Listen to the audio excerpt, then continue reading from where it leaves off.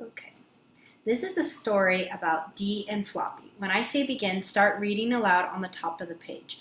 Read across the page. Try to read each word. If you come to a word that you don't know, I'll tell it to you. Be sure to do your best reading, okay? Okay. Begin. Dee had a little dog whose name was Floppy.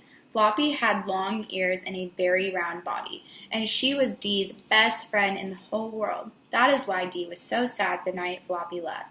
She called and called for Floppy, but it was no use. It was very strange that the dog was gone. Every night Floppy slept with her in her bed. She just had to find her little friend. The next day, Dee got help from her friends. Everybody searched high and low, calling Floppy's name everywhere they went. They looked under benches, under cars, and in the woods, near the park by the lake.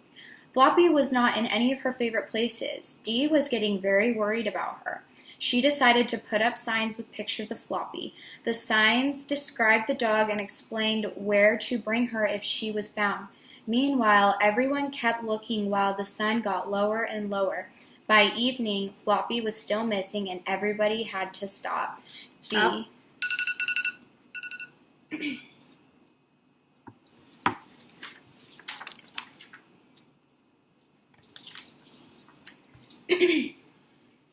This is a story about apples. Be sure to do your best reading. Ready? Begin. My class went on a field trip to an apple farm. It was a fundraiser, which meant we would earn money by picking apples. The money we earned would go to a family. They had lost everything when their house caught fire. The family could use the money to buy new clothes and furniture.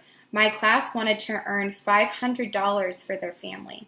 A school bus took my class to the farm. A worker gave each of us a basket to carry. For each basket we filled full with apples. We would get $5. To reach our goal, we needed to fill 100 baskets. We walked out towards the rows of apple trees. As we got close, we realized the apples were high up. Some boys decided to climb the trees, and they acted just like crazy monkeys. My best friend stood on my shoulders to reach the apples. It was hard work, but we laughed because everyone looked silly.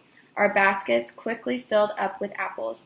I heard a noise and turned to see what it was. A tractor. Stop.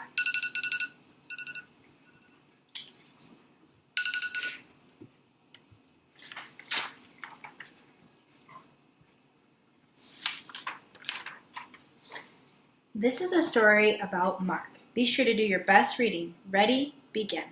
Mark was going camping with his family. He wanted to go fishing, but first he had to help set up the campsite. There is a lot to do to get the camp ready. Setting up the tent and starting the fire are most difficult. His father told him it would go fast if everyone helped. Mark was disappointed, but he kept quiet and helped anyway. After the campsite was ready, he knew he could go fishing.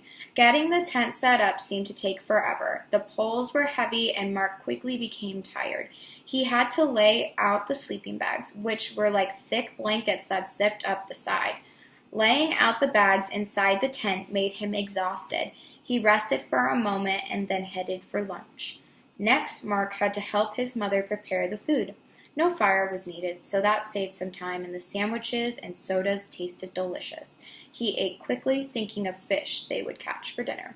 His family sure took a long time eating their lunch. Stop.